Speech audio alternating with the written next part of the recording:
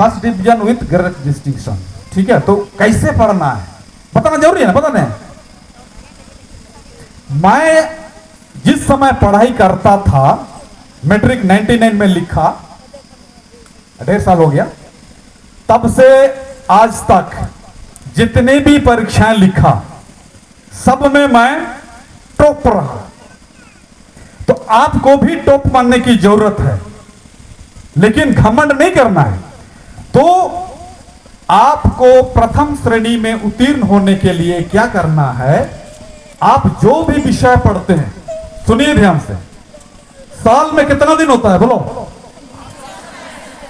साल में कितने दिन होते हैं बताइए, 365। अगर उसमें 65 को माइनस कर देंगे, घटा देंगे, तो कितना दिन बचेगा, कितना दिन बचेगा, 300 दिन ना।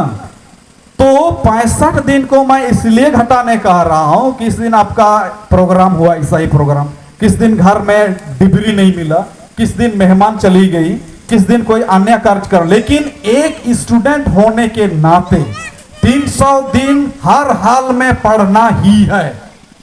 पहला दिमाग में रहे कि कितना दिन तो पढ़ना ही है आपको, नो एक्सक्यूज 300 दिन।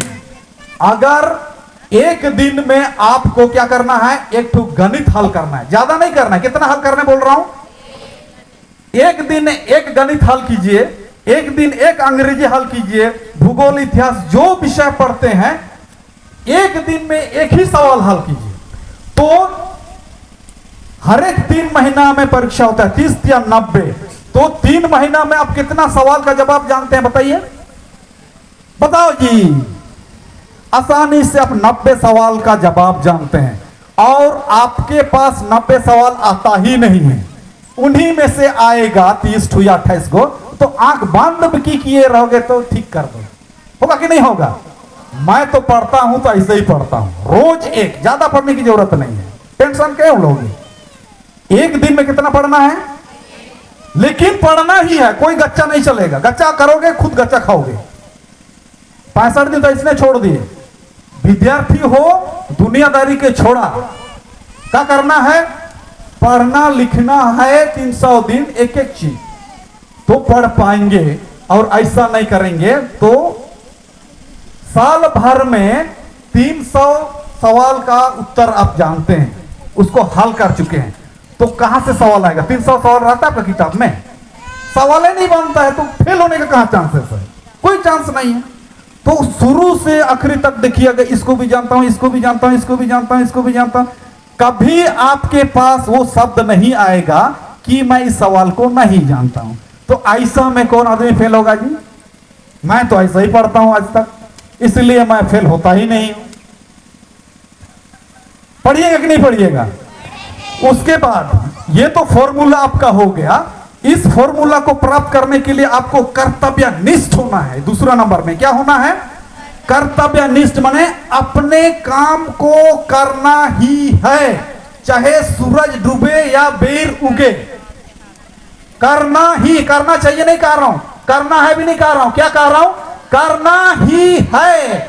आज यहां आना था और यहां आने के लिए मैं लिखा, 1 बजे रात को मैं खत्म किया, 12 बजे रात का करीब मैं घर पहुंचा, 1 घंटा का समय लिया। आज आप लोग को बताया इसको लिखने में मैं 1 घंटा लगाया रात को। करना है तो करना ही है, तबे होगा, होगा कि नहीं होगा, होगा।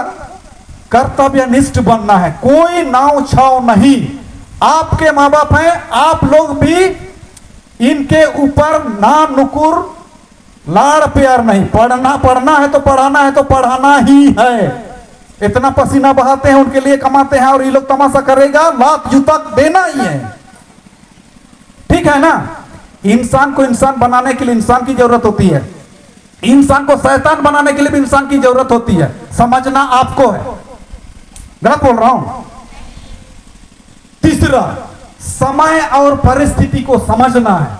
आप गरीब परिवार से हैं तो करोड़पति का बेटा या बेटी से तुलना कभी मत कीजिए। उसके पास भी वही बुद्धि है, आपके पास भी वही बुद्धि है, लेकिन समझदारी के साथ आपको व्यवहार करना है कि थोड़े से आमदनी में मैं शहर में कैसे पढ़ सकता हूं, साइकिल से जाकर यहां कॉलेज में कैसे पास करूंगा। इस बात का हमेशा मंथन करना है। यह नहीं कि मोबाइल नहीं कीन देवा, स्कूल नहीं जाऊँ, 2 लाख का गाड़ी नहीं खरीदे, कॉलेज नहीं जाएंगे।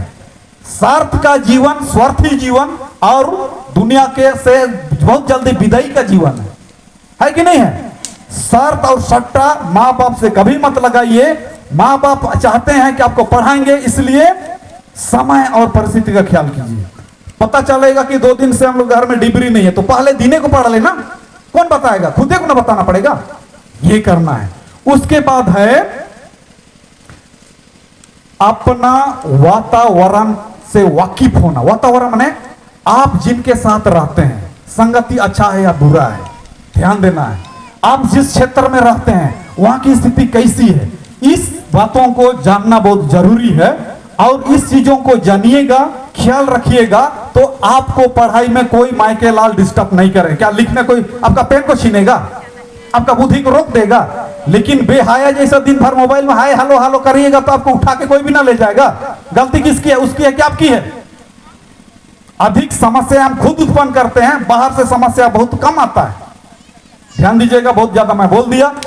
बहुत बहुत धन्यवाद। आज हल्का ही बोला हूं, अब कभी दूसरा दिन मिलेंगे तो मैं जम के बोलूंगा, ठीक है? थैंक यू, बहुत बहुत धन्यवाद। परमेश्वर आप सबों का आशीर्वाद प्रदान करे और आपका प्रेयर भी मुझे ग्रह्य हो और हम सब एक फैमिली की तरह रहें, आगे बढ़ें, परमेश्वर की इच्छा के मुताबिक जिंदगी जी पाए। बहुत बहुत धन्यवाद। यीशु सहाय।